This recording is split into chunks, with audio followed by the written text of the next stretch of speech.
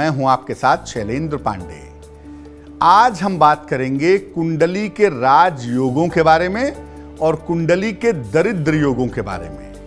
कौन से राजयोग कुंडली में होते हैं जो आदमी को जीवन में बेहतरीन सफलता देते हैं और कौन से ऐसे दरिद्र योग कुंडली में होते हैं जो जीवन में मुश्किलें बढ़ा देते हैं, इस पर बात करेंगे। सबसे पहले जानते हैं कि ये योग क्या होते हैं और राजयोग क्या होता है, दरिद्र योग क्या होता है। देखिए, दो या दो से अधिक ग्रहों के संयोग को योग कहते हैं। किसी ग्रह का किसी ग्रह से या राशि से संबंध होता है उसे भी योग कहते हैं।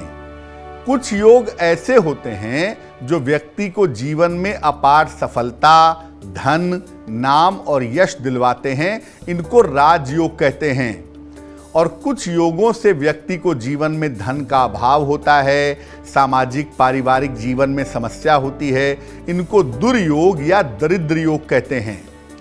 अगर राजयोग के समय का सही प्रयोग ना हो, सही समय चल रहा हो और आप उसका सही इस्तेमाल ना करें तो राजयोग निष्फल हो जाता है, उसका फायदा नहीं होता।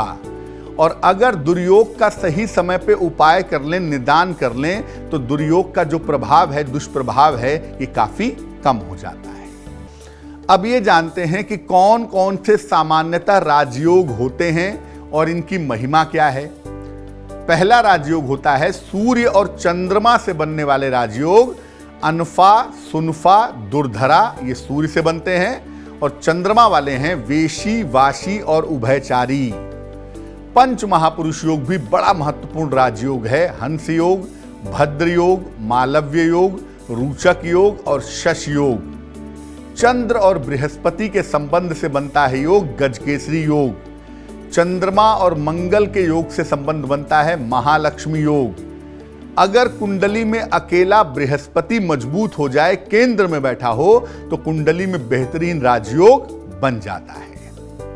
अब जानते हैं कि दुर्योग कौन से हैं, दरिद्र योग कौन से हैं और इनका महत्व क्या है।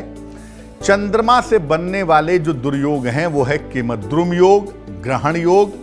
सूर्य से जो दुर्योग बनता है वो होता है राजभंग योग और अपयश योग। बृहस्पति से जो दुर्योग बनता है वो है चांडाल योग और दरिद्र योग। राहु केतु से बनता है ग्रहण योग, अंगारक योग और शाप बाधा जैसा योग। काल सर्प योग जो राहु और केतु से बनता है, लोग ऐसा मानते हैं, इसको महत्व देते हैं, ऐसा कोई योग नहीं होता।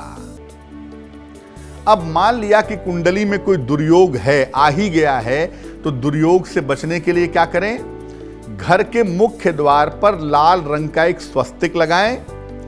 माता पिता और जीवन साथी का सम्मान करें। 3 धातु का एक छल्ला, सोना, चांदी, तांबा मिलवा करके छल्ला बनवा लें। इसे मिडिल फिंगर में पहन लें रविवार को, या एक 3 धातु का कड़ा बनवा के दाहिने हाथ की कलाई में रविवार को पहने, आपको लाभ होगा। किसी भी तरह का दुर्योग है उससे बचने के लिए नित्य प्रातः गजेंद्र मोक्ष का पाठ करें। वैसे मैं बता दूं कि किसी भी तरह का कुंडली में दुर्योग क्यों ना हो, दुर्योगों के नाश के लिए भगवत गीता के 11वें अध्याय का पाठ करना चाहिए।